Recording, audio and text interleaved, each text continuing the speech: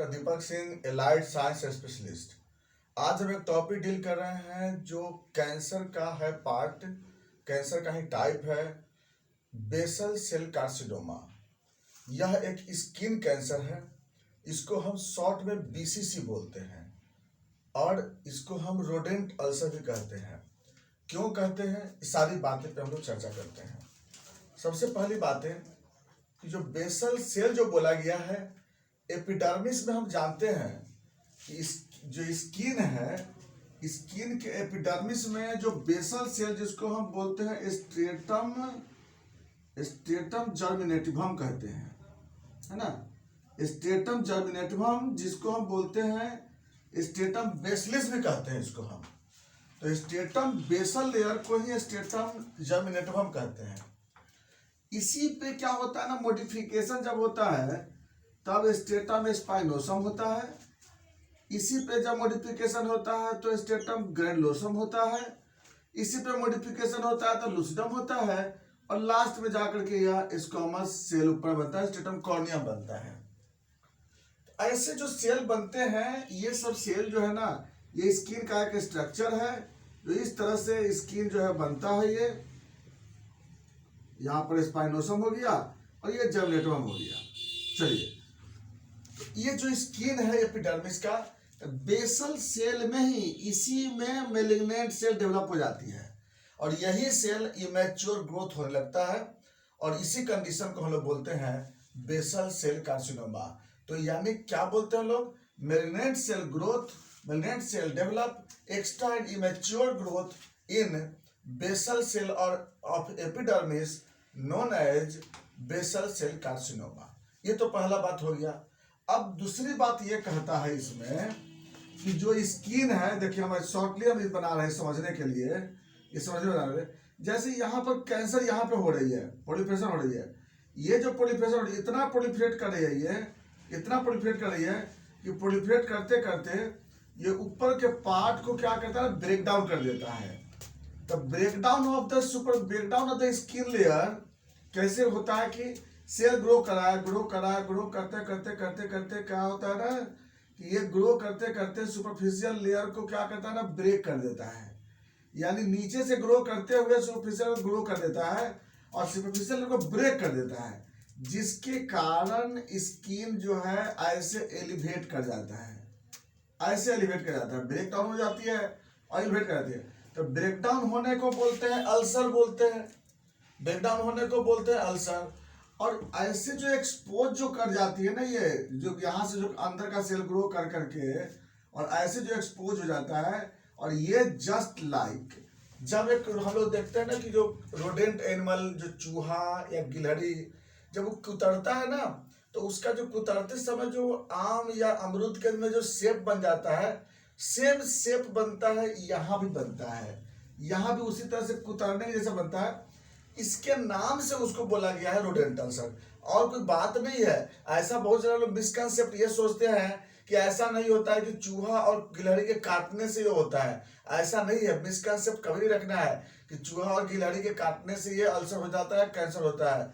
उसका शेप बन जाता है ना, कैंसर का शेप जो बन जाता है, उसके नाम से इसको बोला गया है रोडेंट अल्सर। आइए, ये तो बात समझ आ गई। दूसरी बात है, ये आखिर होता कहाँ पे है, तो तब समझा कि स्किन पे होता है। नंबर 2 बात है, साइट क्या है इसका होने का। इसका जो मेन साइट है वह है जो सन रे में, स्किन का वह पार्ट जो सन रे में ज्यादा एक्सपोज होता है, वह उस पर ज्यादा होता है बेसल सेल कार्सिनोमा। यानी जो स्किन सन में ज्यादा एक्सपोज होती है, जैसे कहाँ पे फेस में भी नोज है, कैंथस है, पिन्ना है, फोरहेड है, ये नेक है, ये सब पार्ट जो होते हैं ना ज्यादा एक्सपोज होती है। अच्छा, कुछ ऐसे भी मजदूर लोग होते हैं जो कुछ कम कपड़ा पहन के धूप में काम करते हैं, उनको होगा ये बात को। लेकिन इसके साथ एक और फैक्टर बोलता है यहाँ पर कि उसी पेशेंट में होता है ये जिसका स्किन में मेलानिन कम होता है। यानी कि जिनका स्किन जो फेयर होता है, गोरे लोग होते हैं, उन पे क्या होता है कि यह कैंसर का टेंडेंसी ज्यादा होता है।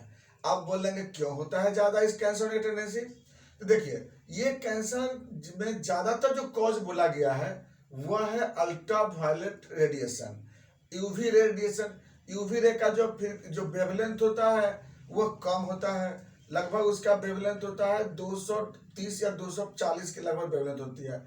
इसके कारण क्या होता है कि कम वेवलेंथ वाला जो एक्सपोज करता है हमारे बॉडी पे, और फिर कैसे थोड़ा इसका ज्यादा होता है, ये क्या करता है कि बेसल सेल को स्टिमुलेट कर देता है, और इसके कारण जो होता है इसका जीन स्टिमुलेट कर जाता है, इसका डीएनए स्टिमुलेट कर जाता है, और जिसके कारण यहाँ पर कैंसर सेल ग्रो करने लगता है। तो इसलिए सबसे बड़ा फैक्टर होता है अल्ट्रावायलेट रेडिएशन। दूसरा जो फैक्टर बोला इसमें कि आर्सेनिक कंटेनिंग कोई ऑइंटमेंट लगाने के कारण, या आर्सेनिक का पानी अगर पानी में ज्यादा आर्सेनिक हो तब भी, या कोई ऐसा ऑइंटमेंट लगा रहे हैं जिसमें आर्सेनिक ज्यादा हो, तो आर्सेनिक क्या करता है कि इस जीन को स्टिमुलेट कर देता है। तो आर्सेनिक बेसल सेल को स्टिमुलेट करता है, जिसके कारण क्या होता है कि वहां पर बेसल सेल कार्सिनोमा होने की टेंडेंसी होती है। और क्या होता है फैक्टर, तो जियोडर्मा, अगर मान लीजिए स्किन अगर बहुत ज्यादा अगर ड्राइनेस हो, है ना, उसको जियोडर्मा पिगमेंटोसा बोलते हैं, जियोडर्मा पिगमेंटोसा। ऐसा कंडीशन से भी जनरली क्या होती है कि यह कैंसर होने की चांस होती है, क्योंकि जियोडर्मा पिगमेंटोसा में जो ये बेसल सेल होती है वो स्टिमुलेट कर जाता है ग्रोथ करने के लिए। कभी कभी होता है कि इम्यून सप्रेसिव पेशेंट हो, जिसका इम्यूनिटी कमजोर होता है, उन पेशेंट को भी ये डेवलप हो जाता है। ऐसे अधिकांश देखा जाता है कि जो ऑस्ट्रेलियन लोग होते हैं, जो इंग्लैंड वाले लोग होते हैं, उन लोग को ज्यादा होता है, क्योंकि उसकी स्किन में क्या होता है, मेलानिन बहुत कम होता है, और इसके कारण क्या होती है कि जब कैंसर होने का टेंडेंसी ये ज्यादा होता है। तो हम लोग समझ में आ गया, हमें कॉज भी समझ में आ गया, फैक्टर भी समझ में आ गया हमें। दूसरी बात है, अब जो इसमें एक और चीज बोलता है कि इसका कुछ टाइप भी होता है, तो लगभग जनरली 5 या 6 टाइप का होता है। क्या क्या होता है, तो सबसे पहला देखिएगा, पहला बोला जाता है इसमें नोडुलर टाइप का। नोडुलर टाइप का मतलब, नोडुल का मतलब होता है कि जो कैंसर जो बनती है इसमें, जरूरी नहीं कि अल्सर होवे करेगा, जरूरी नहीं है। बहुत बार ऐसा भी होता है कि जो कैंसर जो बनती है अंदर में, वो कैंसर जो है अंदर से, जैसे बेसल सेल यहाँ पर है, ये बेसल सेल है, ये ग्रो कर करके और ये स्किन पर इस तरह से नोड्यूल लाइक स्ट्रक्चर बना देता है, इस तरह से। ऐसा भी रह सकता है। तो ऐसे हम लोग का बेसल बीसीसी को नोडुलर बीसीसी बोलते हैं,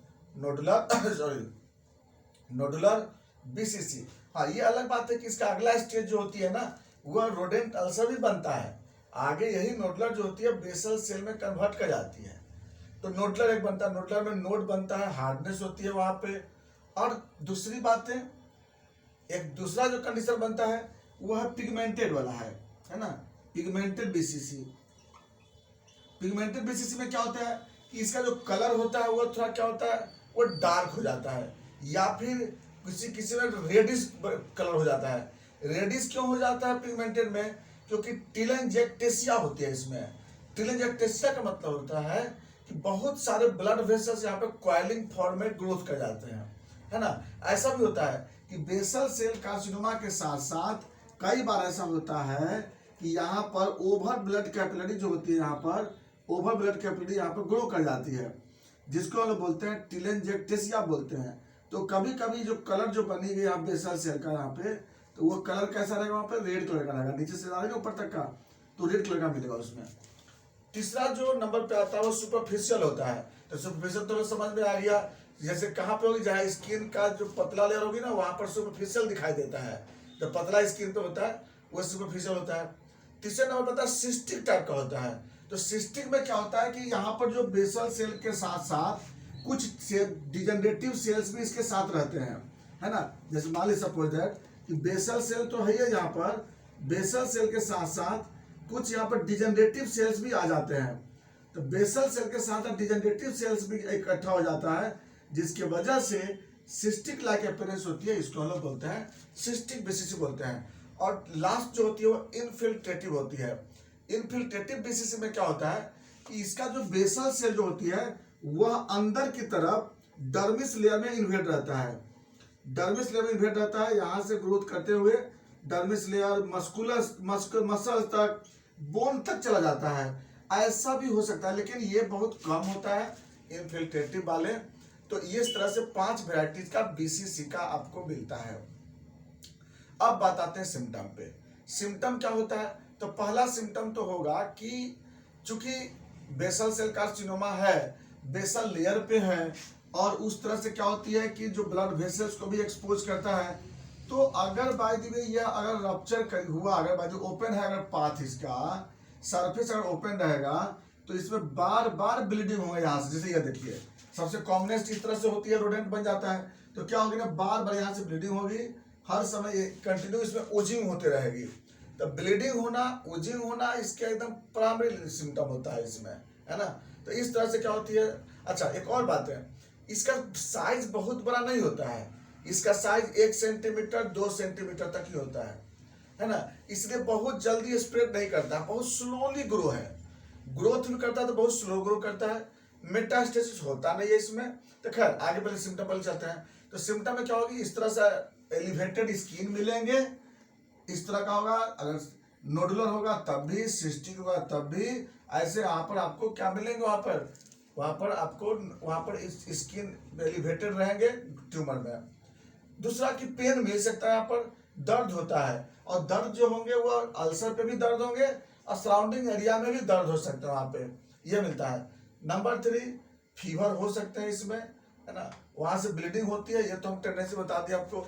ये जो मेन इसके सिम्टम इसमें देखने को मिलता है ना। स्किन पे इस तरह का अपीयरेंस मिलता है, ग्रोथ मिलता है, वेट लॉस, है ना, ये भी एक सिम्टम आती है। एनीमिया, ये भी इसमें कुछ ना कुछ सिम्टम आता है, लेकिन इसे बहुत कम सिम्टम में आता है ना। ज्यादा सिम्टम में वही होगी, ब्लीडिंग होगी, ओजिंग होगी और स्किन एलिवेटेड होंगे। नेक्स्ट आते हैं इसका कॉम्प्लिकेशन।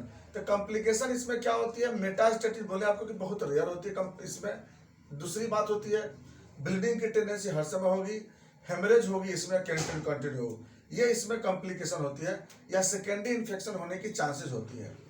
नेक्स्ट आते हैं फिर इसके बाद इन्वेस्टिगेशन। कैसे पता लगाएंगे हम लोग बेसल सेल कार्सिनोमा है?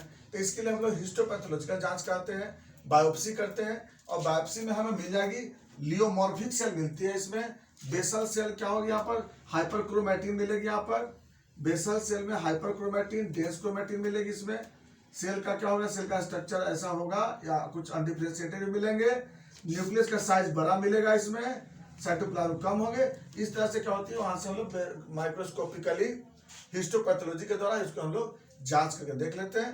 यही एक इसका बहुत अच्छा साधन है जांच करने का। इसके बाद हमको अगर पता चलता है अगर कि कैंसर है, तब क्या कर सकते हैं हम लोग। तो इसके ट्रीटमेंट के लिए सबसे नंबर 1 की अगर जहाँ पे है उसको हम लोग वहाँ से कंप्लीटली सर्जरी के द्वारा रिमूव कर देते हैं। जरूरत पड़ता है तो एम्पुटेशन भी कर देते हैं इसमें हम लोग। तो वहाँ पे जैसे फिंगर में है, हैंड में है, मैंडिबल में है, लिप में है, नोज में है, पिन्ना में है, तो उसको वहाँ पे एम्पुटेशन भी करने की जरूरत पड़ती है। तो सर्जरी के दौरान हम उसको रिमूव कर लेते हैं। हाँ, ये बात है कि रिकरेंसी की चांसेस बार बार होगी, क्योंकि कैंसर है, रिकरेंसी होते रहती है। अगली बात होती है इसमें दूसरा रेडियोथेरेपी कर सकते हैं रेडिएशन के द्वारा। जैसे इसमें कोबाल्ट 60, उसके द्वारा इसमें क्या करते हैं, रेडिएशन दे करके उससे हम लोग इसको कैंसर को स्प्रेड को रोक लेते हैं। इसमें कोशिश करते हैं कि न्यूट्रॉन रेडिएशन इसमें ज़्यादा देते हैं, जिससे कारण होती है जो हाइपर एक्टिव डीएन होती है वो वाला सेल इसमें डेथ कर जाता है। बाकी केमोथेरेपी भी चलाते हैं, केमोथेरेपी से भी इसको हम लोग कंट्रोल कर सकते हैं। ये था इसमें बीसीसी के बारे में। अगर हम लोग के बात अगर बाय द होम्योपैथिक में पेशेंट अगर आता है सपोज दैट, तो हम लोग होम्योपैथिक में क्या कर सकते हैं इसमें। तो होम्योपैथिक में इसमें ऐसे तो कॉन्स्टिट्यूशनल दवा चलाते हैं हम लोग इसमें, लेकिन मर्क्सोल एंड कार्सिनोसिन ये दवाई से हम लोग चलाते हैं मरीज को, जो कि इंसिडेंस को रोक सकते हैं। यहाँ पर जो अल्सर है उसको कंट्रोल कर सकते हैं, ज़्यादा आगे ना बढ़े इसको रोक सकते हैं हम लोग। लेकिन ये नहीं बोल सकते कि हम लोग क्योर कर सकते हैं, क्योर तो नहीं कर सकते हैं, लेकिन हाँ इतना जरूर है कि जो इंसिडेंस है, जो बढ़ने का कैपेसिटी है, इसको हम रोक सकते हैं। ये था मेरा बेसल सेल कार्सिनोमा। नेक्स्ट।